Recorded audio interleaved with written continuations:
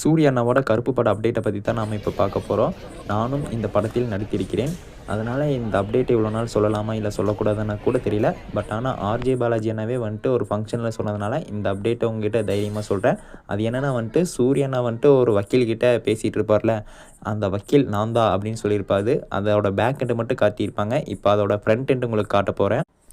சூர்யா அண்ணாவோட நேம் சரவணன், அதை நம்ம டீசரில் பார்த்துருப்போம். அதே மாதிரி ஆர்ஜே பாலாஜி அண்ணாவோட நேம் அண்டு கேரக்டர் வந்துட்டு என்னென்னு சொல்ல போகிறேன்.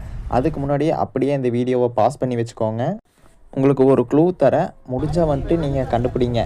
சூர்யா அண்ணாவே வந்துட்டு ஆர்ஜே பாலாஜி அண்ணாவோட நேம் சொல்லியிருப்பாங்க. நீங்கள் டீசர் போய் பார்த்துட்டு வந்து ஹானஸ்ட்டாக கமெண்ட் பண்ணுங்கள்.